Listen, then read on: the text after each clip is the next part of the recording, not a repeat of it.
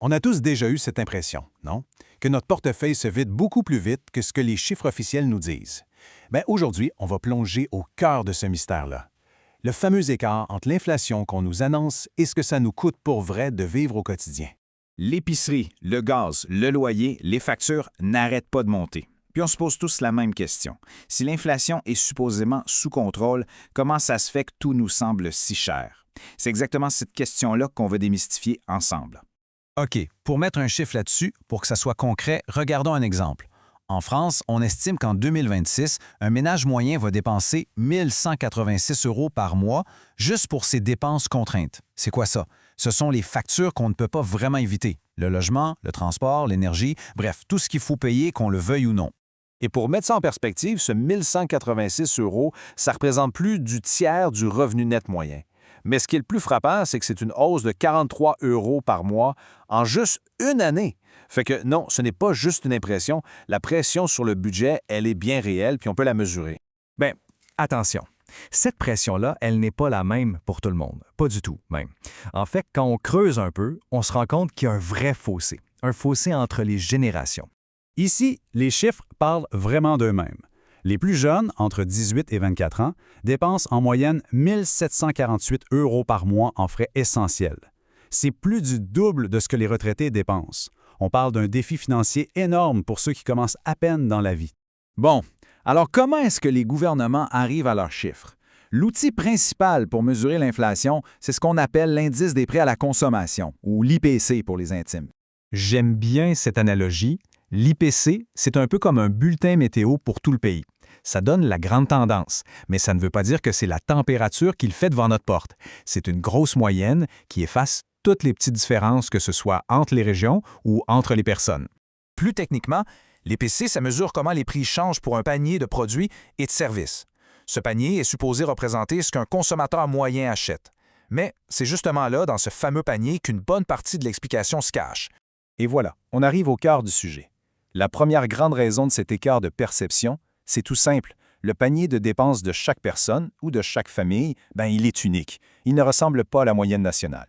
Le panier de l'IBC, lui, il est super large. Ça inclut le logement, qu'on soit locataire ou propriétaire. Ça inclut les frais de scolarité à l'université, les transports, la nourriture, les loisirs. Mais le problème, c'est que le vrai panier de dépenses d'un ménage, lui, est souvent bien différent de cette moyenne-là. Mais l'écart, il ne vient pas juste de ce qu'on achète. Non. Il vient aussi de la façon dont on mesure le prix. Et ça, c'est parfois assez surprenant. Ça, c'est ce qu'on appelle l'ajustement qualitatif. L'idée, c'est que si un produit devient meilleur, une partie de la hausse de son prix n'est pas vue comme de l'inflation, mais plutôt comme si on payait pour cette amélioration. Prenons un téléphone, s'il est plus cher mais que son appareil photo est bien meilleur, l'IPC va dire « OK, une partie de cette hausse de prix, ce n'est pas de l'inflation, c'est juste le prix de la nouvelle technologie. » L'exemple des ordinateurs, c'est vraiment le meilleur pour comprendre ça. Selon l'indice officiel, avec l'ajustement pour la qualité, le prix des ordinateurs a baissé de presque 14 % en 2 ans. Mais, en magasin, le prix sur l'étiquette, lui, il a augmenté de plus de 5 %.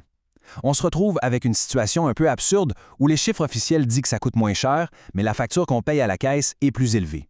Maintenant, parlons du gros morceau. La dépense la plus importante pour la plupart des gens. Le logement. C'est souvent là que le décalage entre les statistiques et la réalité est le plus frappant. Ce qu'il faut savoir, c'est que l'IPC ne mesure pas le prix d'achat d'une maison. Ça, c'est crucial. L'indice regarde plutôt les coûts liés au fait d'être propriétaire. Les intérêts sur l'hypothèque, les réparations, les taxes. Mais ce que les gens vivent, eux, c'est l'explosion des prix pour acheter. C'est les surenchères, c'est des loyers qui grimpent en flèche. On parle d'une hausse moyenne de 11 % dans certains cas. Ce sont vraiment deux mondes parallèles. OK, on l'a vu le côté technique, le côté calcul, mais il y a un autre facteur qui est peut-être encore plus important, c'est notre propre cerveau. C'est les biais psychologiques qui viennent complètement fausser notre perception des prix. Les études ont montré un écart qui est quand même frappant. Regardez bien. Sur plusieurs années, les gens ont eu l'impression que l'inflation pour la nourriture était de 5,5 % par an. Le chiffre officiel, seulement 1,9 %. C'est la même chose pour les loyers. On dirait qu'on a une tendance naturelle à toujours surestimer l'inflation, surtout pour les choses qu'on achète souvent. Et pourquoi ça?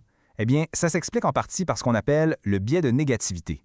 Une petite hausse de 20 sous sur le litre de lait va nous marquer bien plus qu'une baisse de prix sur un article qu'on achète une fois par année. C'est comme si notre cerveau était une espèce d'alarme qui ne sonne que pour les hausses de prix. La question qui tue, c'est est-ce qu'on peut mesurer l'impact de ce biais psychologique? Est-ce qu'on peut mettre un chiffre là-dessus? La réponse va probablement vous surprendre.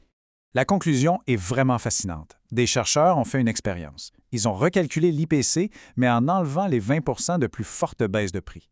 Juste pour voir ce que ça donnerait si on ne regardait que les hausses, un peu comme notre cerveau le fait.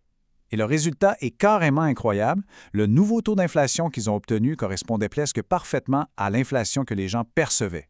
Ça montre bien qu'une grosse partie du problème, c'est notre attention qui est toujours portée sur ce qui augmente. Alors, au final, comment on fait pour réconcilier ces deux visions de l'économie qui semblent si différentes? En fait, il faut voir ça comme deux histoires, deux vérités qui existent en même temps. D'un côté, il y a l'IPC, qui raconte l'histoire de l'économie dans son ensemble. C'est une vue de très haut, super importante pour prendre de grandes décisions. Et de l'autre côté, il y a notre portefeuille, qui raconte notre histoire personnelle, celle du terrain, de la vie de tous les jours. Et les deux histoires sont vraies. Le but ici, ce n'est pas de dire qui a raison ou qui a tort. Ce n'est pas de dire que l'IPC est mauvais ou que notre perception est fausse. Le but, c'est de comprendre pourquoi cet écart existe. Parce que juste le fait de comprendre ça, ça peut nous aider à mieux gérer nos finances et peut-être à être un peu moins anxieux face à tout ça. Et ça nous amène à une dernière réflexion, peut-être la plus importante. Maintenant qu'on sait à quel point notre perception peut nous jouer des tours, comment on peut faire pour devenir des penseurs économiques un peu plus avertis? C'est une bonne question sur laquelle réfléchir. Merci beaucoup d'avoir été là.